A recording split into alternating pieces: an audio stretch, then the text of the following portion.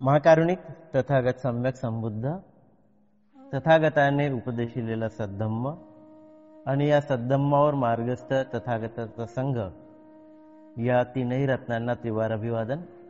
या तीन रत्नांची ओळख करून देणारे बोधिसत्व परमपूज्य डॉक्टर बाबासाहेब आंबेडकर यांच्या स्मृतीस त्रिवार अभिवादन. या धम्मकक्षेमध्ये उपस्थित सर्व श्रद्धावान उपासक उपासिका, सर्वज्ञ ज्ञानवर्ग या शीर्षकाखाली जे प्रकरण आलेलं आहे ते प्रकरण आहे भिक्खूंना संघातून काढण्यासंबंधी प्रश्न. तर यामध्ये भगवान बुद्धाचे जे दोन स्टेटमेंट आहे त्यातलं पहिलं स्टेटमेंट की माझ्या मनात कोणाबद्दल क्रोधही नाही आणि कोणाबद्दल द्वेषही नाही. तर भगवान बुद्ध उपेक्षा भावनेमध्ये जगणारे असल्यामुळे अशा पद्धतीच्या कुठल्याच क्रोधाच्या भावना किंवा इतरही भावना त्यांच्या मनामध्ये निर्माण होत नसते. तर ते निरपेक्ष भावनेने जगणारे एक प्रकारे होते. आपल्याला असं त्यांच्या एकंदरीत त्या बुद्धत्वाच्या अनुभूतीमध्ये भगवान बुद्ध जगत असत.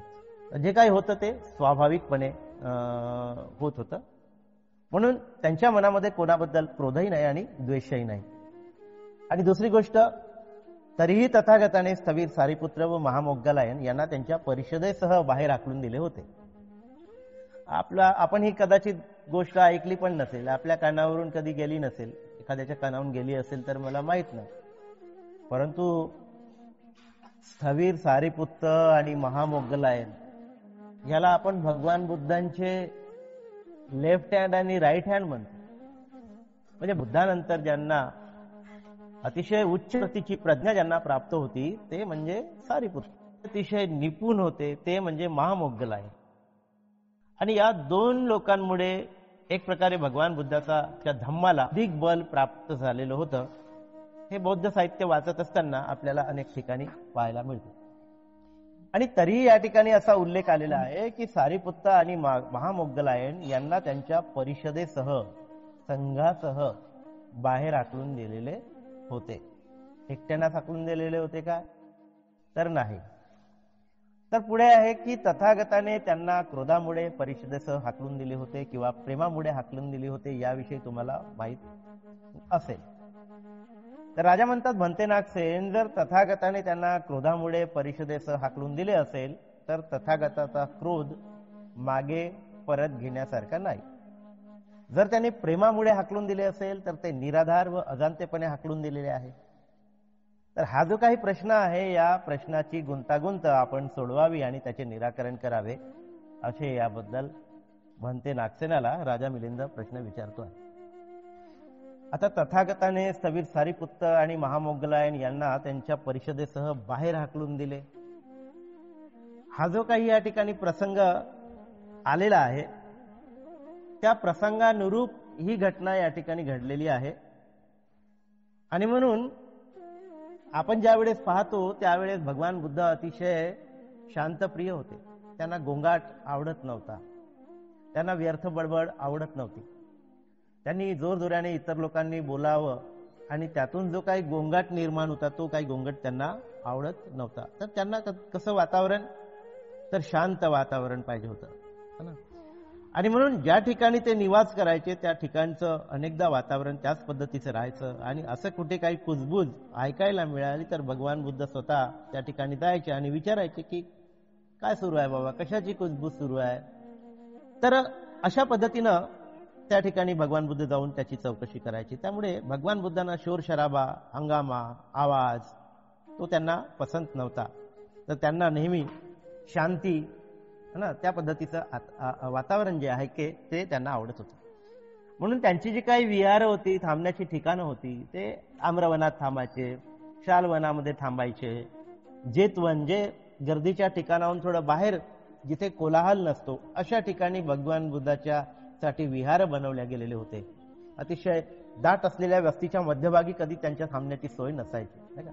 कारण त्या ठिकाणी ते मार्केट असल्यामुळे, लोकांचं येणं जाणं वर्दळ असल्यामुळे नेहमी कोलाहल, आणि कोलाहल भगवान बुद्धांना पसंत नव्हती. तर त्या ठिकाणचं वातावरण जे आहे ते शांत असलं पाहिजे.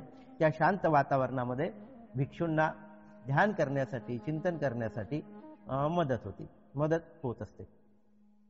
तर यासाठी भगवान बुद्धाने अनेकदा भिक्खूंना म्हटलेलं आहे, दाटलेलं आहे, हे सुद्धा आपल्याला पाहायला मिळते. तर प्रसंग असा आहे की एकदा भगवान बुद्ध शाक्य जनपदामध्ये होते. शाक्य जनपद आपल्याला माहित आहे, जे स्वतः त्यांचं जनपद होतं, जिथे त्यांचा जन्म झालेला होता, ते शाक्य जनपद है ना. आणि ते या जनपदामध्ये राहत असताना एका वनामध्ये थांबलेले होते, ज्या वनाचं नाव आम्रवन. आम्रवनामध्ये ते शाक्य जनपदामध्ये थांबलेले होते. आणि त्या शाक्यवनामध्ये सारीपुत्त आणि महामोग्गलायन हे त्या आम्रवनामध्ये आले. त्यांच्यासोबत 500 जे नवीन भिक्खू बनलेले होते, ते नवीन भिक्खू 500 भिक्खू त्यांच्यासोबत आले. कोणासोबत? सारीपुत्त आणि महामोग्गलायन यांच्यासोबत ते 500 भिक्षू आले. आणि आता ते नवीन नवीन भिक्षू आहेत, त्यांना फारसे काही माहिती नाही, त्यांना फारसे काही नियम कळत नाही. आणि म्हणून ते 500 भिक्षू एक प्रकारे हल्लागुल्ला त्या ठिकाणी करत होते, गोंगाट करत होते, मोठमोठ्याने बोलत होते. आणि आपल्याला माहित आहे की भगवान बुद्धांना हे सगळं पसंत नव्हतं. आणि भगवान बुद्धांनी अनेकांना दाटदपट केलेली आहे. आणि ज्यावेळेस भगवान बुद्धांना हे सगळं चित्र दिसलं की ते सारीपुत्त आणि महामोग्गलायन 500 भिक्षूंसोबत आलेले आहेत, जे नवीन नवीन भिक्षू आहेत, त्यांना काही बरोबर नियम माहीत नाही. आणि ते भिक्षू जे आहेत ते सगळे तिथे गोंगाट करत होते, आपसात बोलत होते. त्यामुळे खूप सारं वातावरण, म्हणजे त्या ठिकाणचं जे वातावरण आहे ते थोडंसं वेगळं झालेलं होतं. गोंगाट निर्माण झालेला होता, अशांत झालेलं होतं, शांतीभंग झालेली होती है ना. आणि हे सगळं पाहिल्यानंतर मग त्या ठिकाणी सारीपुत्त आणि महामोग्गलायन जे त्यांचे पटशिष्य होते, त्यांना सुद्धा भगवान बुद्धांनी काय केलं तर दंड दिला. भगवान बुद्ध दंड देत होते. आणि भगवान बुद्धांनी दंड देत असताना या दोघांनाही म्हटलं की तुम्ही इथून निघून जा या सगळ्या लोकांसोबत है ना, तुम्ही माझ्यासोबत राहू नका, तुम्ही इथून सगळं निघून जा. आपल्याही अवतीभोवती अशा अनेक गोष्टी आपल्याला घडताना दिसतात की ज्याला जे गोष्ट आवडत नाही त्या गोष्टीबद्दल आपण इतरांवर रागावतो, किंवा इतर आपल्यावर रागावतात, किंवा दुसऱ्यावर रागावतात, आणि तुम्ही इथून निघून जा अशा पद्धतीच्या म्हणजे वक्तव्य आपल्याला ऐकायला मिळतात. मग भगवान बुद्धांनी सुद्धा या दोघांच्या बाबतीतही विनयाचा भंग केला, म्हणून त्या दोघांनाही त्यांनी काय दिली? सजा दिली. जा, तुम्ही या सगळ्या भिक्खूंना घेऊन जा, चाल तेव्हा इथून निघून जा, तुम्ही माझ्यासोबत राहू नका. याचा अर्थ ते एक प्रकारे भगवान बुद्धाने त्यांना शिक्षा दिलेली होती, आणि ही शिक्षा त्यांच्यासाठी होती ना. या शिक्षेतून त्यांनी काही बोध घ्यावा यासाठी होती. भगवान बुद्धाच्या मनात क्रोध निर्माण झाला आणि त्यांनी त्यांना हाकलून दिलं, अशा पद्धतीचा काही भाग नाही आहे. आणि मग सारीपुत्त आणि महामोग्गलायनने असं म्हटलं का आम्ही तुमचे अग्रश्रावक आहोत आणि आम्ही तुमचे लेफ्ट हँड राईट हँड आहोत, तुम्ही आमच्यासोबत कसा व्यवहार करता? पलटून उत्तर दिलं का बुद्धांना? त्यांनी पलटून उत्तर दिलं नाही. शांतपणे ते त्या ठिकाणाहून निघून गेले, शांतपणे निघून गेले. सगळं वातावरण एकदम सुन्न झालं. सगळे लोक आजूबाजूचे भिक्षू जे होते ते पाहायला लागले की बापरे, सारीपुत्त आणि महामोग्गलायनला भगवान बुद्धांनी प्रत्यक्ष या ठिकाणी हाकलून लावलं, त्या सगळ्या भिक्खूसहित हाकलून लावलं, 500 भिक्खूंसहित हाकलून लावलं.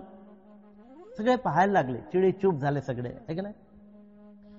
तर मग अशा ठिकाणी म्हणजे जे काही आहे ते सगळ्या बाकीच्या गोष्टी या ठिकाणी बऱ्याचशा आलेल्या आहे. तर भगवान बुद्धाची मनधरणी केल्या जाते, भगवान बुद्धाला समजवल्या जाते. अनेक लोक भगवान बुद्धांना या संदर्भामध्ये विचारणा करतात, आणि ते म्हणतात की नवीन नवीन भिक्षू आहे, त्यांना माफ करा, ते बिचारे भटकून जातील, त्यांच्या मनामध्ये नैराश्य निर्माण होईल, है ना. अशा पद्धतीनं जे इतर भिक्षू आहेत ते सुद्धा भगवान बुद्धाला म्हणतात, है ना. तर अशा पद्धतीनं ही बाब या ठिकाणी आलेली आहे. आणि मग त्या सगळ्या लोकांना भगवान बुद्ध जवळ करतात, बोलावतात, अगोदर दंड देतात आणि मग पुन्हा त्यांना वापस बोलवतात. आणि वापस बोलवल्यानंतर भगवान बुद्ध सारीपुत्त आणि महामोग्गलायनला प्रश्न विचारतात. कोणता प्रश्न विचारतात? की हे सारीपुत्त, महामोग्गलायन, की मी जेव्हा भिक्खू संघासहित तुम्हाला निष्कासित केलं किंवा हकलून दिलं, त्यावेळेस तुम्हाला कसं वाटलं? बघा, हाकलून दिलं, परत बोलावलं आणि प्रश्न काय विचारत आहेत सारीपुत्त आणि महामोगलायनला की मी तुम्हाला संघासहित निष्कासित केलं किंवा हाकलून दिलं, त्यावेळेस तुम्हाला कसं वाटलं? हा प्रश्न त्या ठिकाणी भगवान बुद्ध त्यांना विचारत आहे. काय उत्तर दिलं त्यांनी सारीपुत्त आणि महामोगलायनली? तर सारीपुत्त आणि महामोगलायननी उत्तर जे दिलं, तर त्यावेळेस आम्हाला असं वाटलं की आता भगवान बुद्ध या जे वातावरण गढूळ झालेलं होतं, अशांत झालेलं होतं, आमच्या जाण्यामुळे आता त्या ठिकाणी शांती निर्माण झाली आणि अशा या शांतीयुक्त वातावरणामध्ये भगवान बुद्धाला चांगल्या पद्धतीने राहता येणार नाही का. भगवान बुद्ध हे जो काही कोलाहल होता त्या कोलाहलापासून आता मुक्त झाले आणि सुखपूर्वक त्यांना त्या ठिकाणी विहार करता येईल. तर अशा पद्धतीनं त्या दोघांनी या ठिकाणी उत्तर दिलेले आहे आणि मग त्या ठिकाणी भगवान बुद्ध म्हणतात साधू साधू साधू, त्यांचं अनुमोदन करतात. तर अशाच पद्धतीनं भिक्खू संघाची आपण रक्षा केली पाहिजे. भिक्खू संघांना आपण एक प्रकारे वळण लावलं पाहिजे, त्यांच्यामध्ये विनयाची आपण निर्मिती केली पाहिजे. आणि अशा पद्धतीनं हे जे काही चॅप्टर या ठिकाणी आलेलं आहे, या चॅप्टरला अनुसरूनच हे काही प्रकरण जे आलेलं आहे ते प्रकरण. तर ही जी काही कृती भगवान बुद्धाची आहे ती द्वेषातून थोडी झालेली आहे किंवा त्या पाठीमागचा त्यांचा जो उद्देश होता तो त्यांना अपमानित करणारा थोडी होता. हे सारीपुत्ताला आणि महामोगलायनलाही सुद्धा कळलेलं होतं. त्यांना कळलेलं नव्हतं अशातला काही भाग नाही, त्यांना कळत नव्हतं अशातलाही काही भाग नाही. तर त्या पाठीमागे सुद्धा भगवान बुद्धाचं एक प्रकारचं प्रेम व्यक्त होत आहे. एखादा शिक्षक जसा एखाद्या विद्यार्थ्याला मारून शिकवतो आणि मारून शिकवल्यामुळे ते एक प्रकारे डिसिप्लिन मध्ये राहू लागतात, त्या पाठीमागच्या त्या शिक्षकाची भूमिका त्यांनी डिसिप्लिन मध्ये वागावं हेच असते. त्याच्या पाठीमागे त्यांच्या मनामध्ये कुठलाही द्वेषाची भावना, क्रोधाची भावना ना, तर अशा पद्धतीच्या कुठल्याच भावना त्या ठिकाणी त्यांच्या मनामध्ये नसतात. तर त्यांना वळण लागावी आणि त्यामुळे त्यांच्या जीवनाचं भलं व्हावं अशाच पद्धतीची भावना त्यांच्या मनामध्ये असते. पृथ्वीचं उदाहरण वारंवार या ठिकाणी बऱ्याचदा आलेलं आहे. भगवान बुद्ध त्या पृथ्वीसारखे आहे. तर या पृथ्वीवर कोणी खोदलं काय, खड्डा केला काय, काही केलं काय, तर पृथ्वी ही काही रिॲक्शन देते का? पृथ्वी ही काही रिॲक्शन देत नाही. मग म्हणून ते इथे म्हणतात की हे राजा, एखादा माणूस जडामुडामध्ये अडकून दगडाला ठोकर लावून किंवा खड्ड्यात पाय पडल्यामुळे किंवा उबडखाबड जमिनीमुळे खाली पडला असेल तर आपण असे म्हणावे काय की तो महापृथ्वीच्या क्रोधामुळे पडला तर महापृथ्वीला क्रोध आला म्हणून तो पडला का? तर म्हणते असं नाही. तर येथे महापृथ्वीला क्रोध नाही, आनंद सुद्धा नाही. पृथ्वीला कोणाबद्दल क्रोधही नाही व प्रेमही नाही. उलट तो आपल्याच बेजबाबदारपणामुळे पडतो. म्हणून ही जी काही सजा मिळालेली आहे ती त्यांच्या गैरवर्तणुकीमुळे मिळाली आहे. त्या भिक्षूंनी जे काही गैरवर्तणूक केली, तिथली शांती भंग केली, त्याच्यामुळे त्यांना सजा मिळालेली आहे. तर ही सजा देताना भगवान बुद्धाच्या मनामध्ये कुठलाही क्रोध नव्हता किंवा प्रेमही नव्हतं. तर तथागत अनुनय व क्रोधापासून मुक्त अहर्त सम्यक संबुद्ध आहे. ते आपल्याच कर्मामुळे, दोषामुळे हाकलून देण्यात आलेले होते. आता इथे बरेच सारे उदाहरणं आलेले आहेत. जसं महासमुद्राचं उदाहरण आलेलं आहे. महासमुद्र एखादी लाश असेल तर ती आपल्यामध्ये सामावून ठेवत नाही, तर ती त्याला बाहेर फेकून देत असते. म्हणजे धम्मामध्ये ज्या काही वाईट गोष्टी आहेत त्या वाईट गोष्टी टिकाव धरू शकत नाही, कारण धम्म हा महासमुद्रासारखा आहे आणि त्यामध्ये जे काही गोष्टी सांगितलेल्या आहेत ते आपल्या विकासासाठी सांगितलेल्या आहे आणि त्यामध्ये वाईट गोष्ट जे आहे ते वाईट गोष्ट टिकाव धरू शकत नाही. आणि म्हणून महासमुद्र जे आहे ते अशा गोष्टीला किंवा त्या बॉडीला आपण बघितलेलं असेल की ती आपल्यामध्ये सामावून घेत नाही, तर ती बाहेर फेकून देत असते. म्हणून हे जे आचरण होतं ते धम्माच्या विरोधातलं आचरण होतं, शांती भंग करणारं आचरण होतं, विनयाच्या विरुद्ध अशा पद्धतीचं आचरण होतं. आणि ते आचरण त्या भिक्षूंनी केलं, त्यांना त्याची सजा मिळाली. पण ही सजा द्वेष भावनेनं देण्यात आलेली नव्हती, तर या पाठीमागे सुद्धा भगवान बुद्धाचा एक उद्देश होता. त्याच्यामध्ये त्यांच्या प्रती असलेल्या कुशल भावना होत्या आणि त्यातून त्यांच्या जीवनाला एक प्रकारे स्थिरता प्राप्त व्हावी, गती प्राप्त व्हावी आणि त्यातून त्यांचं कल्याण व्हावं, या कल्याणाच्याच भावनेनं ही कृती किंवा ही घटना या ठिकाणी जे याचा उल्लेख आलेला आहे ती घटना या ठिकाणी घडलेली आहे. तर अशा रीतीनं आपण या सगळ्या घटनेला, या घटनाक्रमाला आपण समजून घेतलं पाहिजे. दुसरं प्रकरण या ठिकाणी आलेलं आहे सर्वज्ञ ज्ञान वर्ग. यामध्ये रिद्धी कर्म विपाका संबंधी प्रश्न. आता हे जे काही प्रकरण आलेलं आहे हे प्रकरण महामोग्गलायन भंतेंच्या संदर्भामध्ये आलेलं आहे. आपल्या सर्वांना माहित आहे की महामोग्गलायन भिक्षू हे रिद्धी संपन्न होते, रिद्धी बल त्यांना प्राप्त होतं आणि या रिद्धी बलाच्या आधारावर ते अनेक चमत्कार सुरुवातीच्या काळामध्ये दाखवत होते. नंतर भगवान बुद्धांनी त्यांना अशा पद्धतीचे चमत्कार दाखवणे त्यापासून त्यांना परावृत्त केलेले होते. आणि म्हणून त्यांच्या संदर्भामध्ये बोलताना भगवान बुद्धांनी एके ठिकाणी असं म्हटलेलं होतं की भिक्खूंनो, माझ्या रुद्धी संपन्न श्रावक भिक्खूमध्ये महामोग्गलायन सर्वात श्रेष्ठ आहे. मग रिद्धी बलामध्ये महामोग्गलायन सगळ्यात श्रेष्ठ आहे. तर मग दुसरा एक प्रसंग जो त्यांच्याच जीवनामध्ये घडून आलेला होता तो काय आहे? परंतु ते वास्तव्यामध्ये काठ्यांनी चेंदल्यामुळे, डोके फाडून टाकल्यामुळे, हाडांना ठेचून टाकल्यामुळे, मांसाचे लचके तोडल्यामुळे व रक्त वाहिल्यामुळे ते महानिर्वाणाला प्राप्त झाले. आता हे दोन प्रसंग वेगवेगळे आहे. एकीकडे त्यांना रिद्धिबल प्राप्त आहे, रिद्धी बलाच्या आधारावर ते अनेक चमत्कार दाखवू शकतात है ना. आणि दुसरीकडे मात्र अशा या रिद्धिबल प्राप्त व्यक्तीचा लाठाकाट्यांनी लोक हत्या करतात, त्यांना चेंदल्या गेलं, त्यांचे डोके फोडल्या गेलं, त्यांची हाड ठेचल्या गेली, त्यांच्या मांसाचे लचके तोडल्या गेले आणि अशा पद्धतीनं त्यांच्यावर मृत्यू ओढवावा.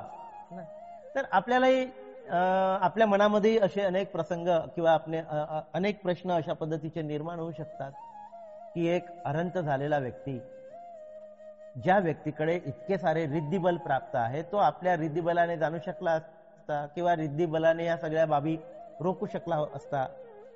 या अगोदरचे अनेक प्रसंग आपल्याला असे पाहायला मिळतात की त्यांनी अशा पद्धतीनं त्यांच्यावर उद्भवणाऱ्या प्रसंगांना आपल्या रिद्धिबलाने तोंड दिलेलं आहे किंवा रिद्धिबलाने ते परतवून लावलेलं आहे. परंतु हा प्रसंग मात्र ते आपल्या रिद्धिबलाने टाळू शकले नाही. या प्रसंगातून त्यांना मुक्त होता आलं नाही किंवा हा प्रसंग त्यांना रोखता आला नाही. का रोखता आला नाही? तर कर्माचा परिपाक या ठिकाणी जे शेवटी आलेला आहे त्या कर्माचा परिपाक. तर मग आपण सारीपुत्ताच्या जीवनामध्ये पाहत असताना, त्यांचा जीवनक्रम पाहत असताना आपल्याला म्हणजे हा जो काही परिपाक आलेला आहे तो कुठल्या कर्माचा परिपाक आहे किंवा काय असं घडलेलं होतं, ह्या सगळ्या बाबी जेव्हा पाहत असताना आपल्याला एक बाब लक्षात येते की त्यांचं एक कर्म इतकं म्हणजे मोठं होतं की त्या कर्माचा परिपाक म्हणून त्यांचा जो काही मृत्यू आहे तो त्यांचा मृत्यू अशा पद्धतीनं ओढवलेला आहे, हे आपल्याला पाहता येते. तर या ठिकाणी हे प्रकरण जे आलेलं आहे मी हिंदीमध्ये आहे, मी तुम्हाला ते वाचूनच दाखवतो. तर भगवान गौतम बुद्ध के बढ़ते मान सम्मान और लाभ सत्कार से अन्य संप्रदाय वालों को बड़ी ईर्ष्या और जलन होती थी. इसलिए उनके मान सम्मान को घटाने, समाप्त करने संबंधी उपाय के प्राय सोचते रहते थे. सम्मान सत्कार के कारणों पर उन्होंने विचार किया तो इस निष्कर्ष पर पहुंचे कि महाश्रवण को इतना लाभ सत्कार महामोग्गलायन के कारण प्राप्त होता है. अपने रिद्धि बल से महामोग्गलायन देवलोक और निरय लोक दोनों में पहुंच जाते हैं. त्या महामोग्गलायन मध्ये ती शक्ती प्राप्त होती. देवलोक की बात बताकर वह जनता को सत्कर्म करने के लिए प्रेरित करता है और निरय लोक की बातें कहकर उन्हें दुष्कर्म करने से बचाता है. निरय लोक म्हणजे दुर्गती प्राप्त झालेल्या लोकांमध्ये सुद्धा ते विहार करत होते आणि देव लोकांमध्ये सुद्धा ते विहार करत होते. देव लोकांचं उदाहरण देऊन ते सत्कर्म करण्यासाठी लोकांना प्रेरित करत होते आणि निरय लोकांचं उदाहरण देऊन ते लोकांना दुष्कर्मापासून कसा बचाव केला पाहिजे याचं ते प्रवचन देत होते. तर महामोग्गलायन के इस कार्य से लोगों में गौतम बुद्ध की ख्याति दिनों दिन बढ़ती जा रही और इसलिए हमारा लाभ सत्कार कम हो रहा है ऐसा वो जानने लगे. तब उन तर्थिंकों ने एक उपाय सोचा। अपने सेवकों को 1000 स्वर्ण मुद्राएं देकर महामोग्गलायन की हत्या के लिए प्रेरित किया। धन के लोभ में सेवकों ने यह पाप कर्म करना स्वीकार कर लिया। महास्थविर मोग्गलायन उन दिनों कालशिला पर रहते थे। रात में वहां पहुंचकर हत्यारों ने स्थविर के निवास को घेर लिया। अपने को घिरा जानकर रिद्धि विद्या में पारंगत महामोग्गलायन एक छोटे से छिद्र से कुटी के बाहर निकल गए। दूसरे दिन चोरों ने फिर उसे आ घेरा। इस बार कुटी की छत तोड़कर रिद्धिमान बाहर आकाश में चले गए महामोग्गलायन। उस दिन भी निराश होकर हत्यारे लौट गए। इस प्रकार कई दिन लौटते रहने पर जब वे अंतिम बार आए तब अपने पुनर्जन्म के एक कर्म विपाक के कारण आयुष्मान मोग्गलायन वहां से न हट सके न अदृश्य हो सके। उनके पूर्व जन्म का एक विशेष कर्म फल देने के लिए पूरा पक चुका था। इसलिए स्थविर महामोग्गलायन की रिद्धि शक्ति दुर्बल पड़ गई। घातकों ने थेर को पकड़कर उनकी हड्डियां तोड़कर चूर चूर कर दी। फिर वे उन्हें मरा हुआ जानकर एक और झाड़ी में फेंककर चले गए। थेर यह सोच कि शास्ता को देखने के बाद ही परिनिर्वाण प्राप्त करूंगा, ध्यान द्वारा अपने व्यक्तित्व को अच्छी तरह समेटकर स्थित कर आकाश मार्ग से शास्ता के पास पहुंचे। वहां पहुंचकर भगवान की वंदना की और कहा, भंते मैं परिनिवृत्त होना चाहता हूं। भगवान ने पूछा, मोग्गलायन परिनिवृत्त हो गए? हाँ भंते। कहा जाकर? भंते कलसिका प्रदेश में। मोग्गलान मुझे धर्म कहकर जाओ। अब तुम्हारे जैसे श्रावक से मेरा दर्शन नहीं हो पाएगा। ऐसा मैं करूंगा भंते, महामोग्गलायन ने कहा। आयुष्मान महामोग्गलायन ने अपना वचन निभाया और कालसिका प्रदेश में जाकर परिनिर्वाण लाभ किया। अब ये उनके परिनिर्वाण के संबंध में, और उनका एक कर्म जो बहुत पुराना बलशाली कर्म था वो अब पूरा हो चुका था, और इसलिए इस कर्म के वजह से इस तरह से उनका परिनिर्वाण हुआ, इस तरह से उनकी हत्या हुई। अब इस पर चर्चा होने लगी भिक्खु संघ में कि ऐसा कैसा हुआ, ये तो अरंत आदमी है, रिद्धि बल प्राप्त आदमी है। और भिक्षुओं ने इस चर्चा को भगवान बुद्ध के सामने रखा और भगवान बुद्ध को पूछने लगे। तो भिक्षुओं ने धर्म सभा में यह बात चलाई कि महामोग्गलायन थेर ने अपने अनुरूप मरण प्राप्त नहीं किया। उन्होंने भगवान से भी कहा, भंते आयुष्मान महामोग्गलायन की उनके अनुरूप मृत्यु नहीं हुई।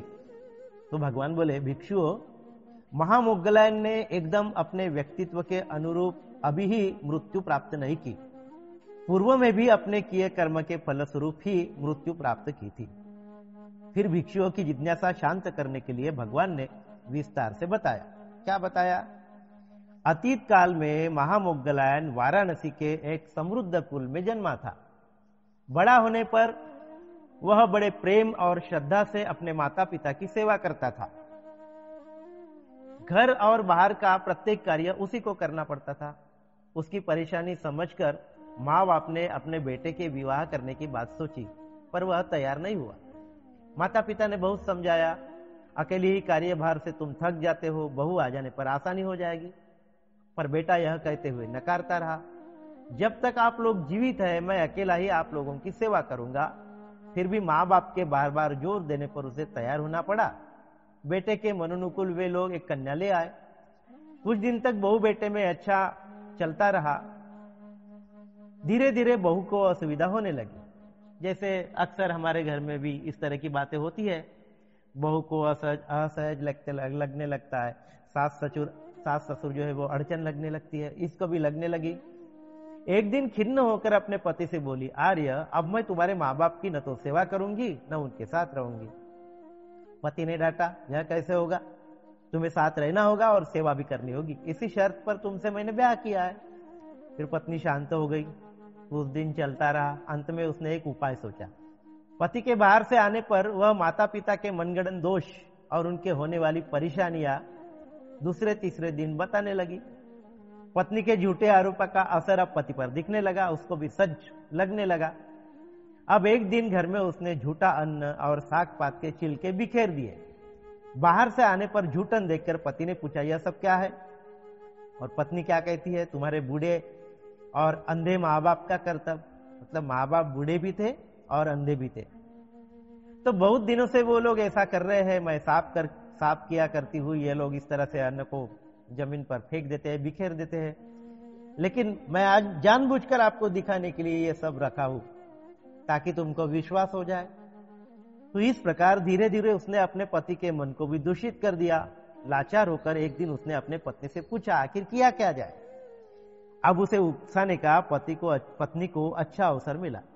उसके द्वारा सुझाए गए उपाय के अनुरूप बेटे ने माता पिता को अच्छी तरह खिला पिलाकर आपके रिश्तेदार आप लोगों से मिलने के लिए एक जगह प्रतीक्षा कर रहे हैं, अभी आप लोगों को मैं वहां ले चलता हूं। ऐसा कहकर उन्हें बैलगाड़ी पर बिठाकर जंगल किया और चल पड़ा। माता पिता अंधे थे, उनको क्या मालूम कि मेरा बच्चा कहां लेकर जा रहा है। जंगल के बीच पहुंचकर चोरों का बहाना बनाकर अपनी गाड़ी से उतर गया और पिता को बैलों की डोरी थमा दी। वो खुद उतर गया, डोरी अपने पिता के हाथ में दे दी। थोड़ा आगे जाने पर अपना स्वर बदलकर चोर चोर का हल्ला करते हुए अपने अंधे माँ बाप को पीटने लगा। माँ बाप अंधे हैं, उनको लगा मुझे तो चोर पीट रहे हैं, उसे क्या मालूम कि खुद का बेटा उन लोगों को पीट रहा है। और चोर चोर का शोर सुनने पर पिता अपने बेटे से कहता है, बेटा तुम भागकर अपनी रक्षा कर लो, हम लोग तो बूढ़े हो गए, मर जाएंगे तो भी कोई बात नहीं। देखो माँ बाप की जो मनस्थिति होती है, अपने बेटे के लिए उनके प्रति, अपने बेटे के प्रति जो भावनाएं होती है, वो भावना यहाँ पर अपने माँ बाप की व्यक्त हो रहे। हम तो बूढ़े हो गए, हम अंधे, चोर हमें मार ले कोई बात नहीं, हम मृत्यु को स्वीकार कर लेंगे, लेकिन बेटा तू भाग जा। लेकिन प्रत्यक्ष तौर पर चोर चोर का बहाना करते हुए अपने माँ बाप को मार कौन रहा है? तो बेटा मार रहा है ना, बेटा मार रहा है। माता पिता के ऐसे भाव की अवहेलना करते हुए पत्नी के वशुभूत बेटे ने उन्हें बुरी तरह कूट पीट कर जंगल में फेंक दिया। इस कर्म के फलस्वरूप महामोगलायन लंबे समय तक नरक में तपता रहा। लंबे समय नरक में तपता रहा, दुख भोगता रहा इस चीज का। लेकिन उस कर्म के शेष विपाक के कारण इस जन्म में चोरों द्वारा मारा जाकर मृत्यु को प्राप्त हुआ। जो प्रदुष्ट नहीं है, उस पर क्रोध करने वाला, द्वेष करने वाला 10 कारणों से दुर्भाग्य प्राप्त करता है। ऐसा कहे मेल बैठा धर्म कहते हुए ये गाथा है कही। क्या गाथा है? पाली में है, लेकिन मैं हिंदी का अनुवाद करूंगा। जो दंड रहितों को दंड देता है, मतलब दंड रहित मतलब क्षीणाश्रव, मतलब जिसके आश्रव खत्म हो गए हैं, जिसके आश्रव खत्म हो गए। इनके आश्रव तो खत्म हो गए थे क्योंकि अरहत पद प्राप्त कर चुके थे ये महामोगलायन।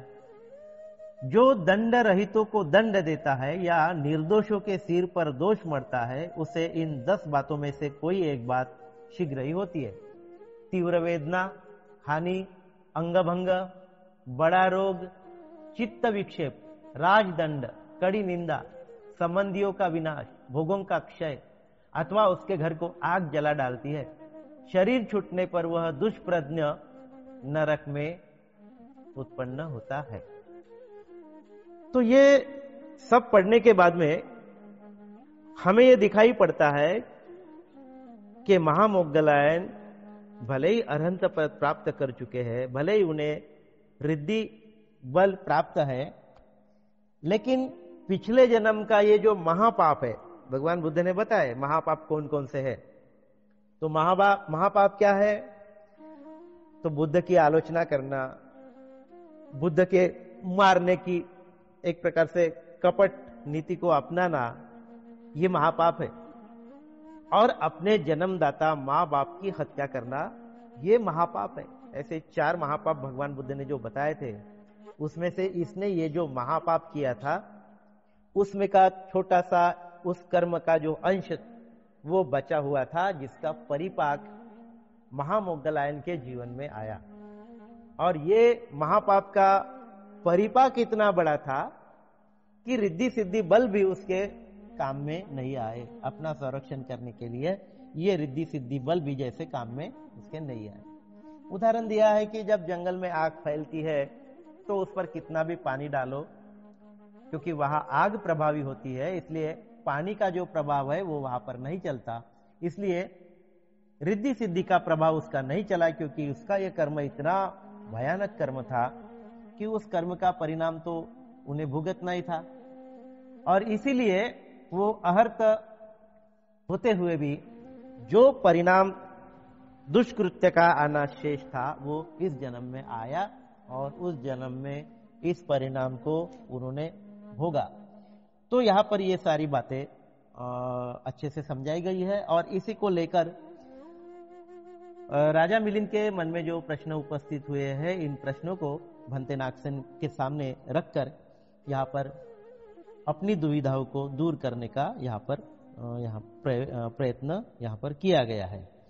तो ये प्रकरण यहाँ पर आया है और फिर लास्ट में बोलते हैं कि हे राजा, सर्व निरुद्देश्य शक्तीमध्ये कर्मफळाचा प्रभाव अधिक असतो व तो अन्य शक्तींना दाबून वर चढवतो। अन्य शक्ति, रिद्धि बल एक शक्ति थी, इस शक्ति को दबाकर ये जो परिणाम आया है ये परिणाम उससे भी ज्यादा प्रबल था। तर कर्मफळ पुष्ट झाल्यानंतर अन्य शक्तीचे काहीही चालत नाही। ज्याप्रमाणे जंगलामध्ये आग लागते आणि हजारो घागर पाणी ओतले तरी ती काही आग विझत नाही, कितीही प्रयत्न केले तरी आग वाढत जाते। त्याचे कारण काय? कारण अग्नी प्रभावी आहे। तर त्याचप्रमाणे हे राजा, सर्व निरुद्देश्य शक्तीमध्ये कर्मफळ अधिक प्रभावी आहे। त्याचा वरचढ शक्तीमुळे इतर शक्ती दबून जातात। त्याकरिता हे राजा, आयुष्यमान महामुद्गलायन यांनी आपल्या कर्माची मर्यादा ओलांडल्यामुळे त्यांना काठ्याने चेंदून टाकण्यात आले, परंतु वृद्धिबळ त्यांचे संरक्षण करू शकले नाही।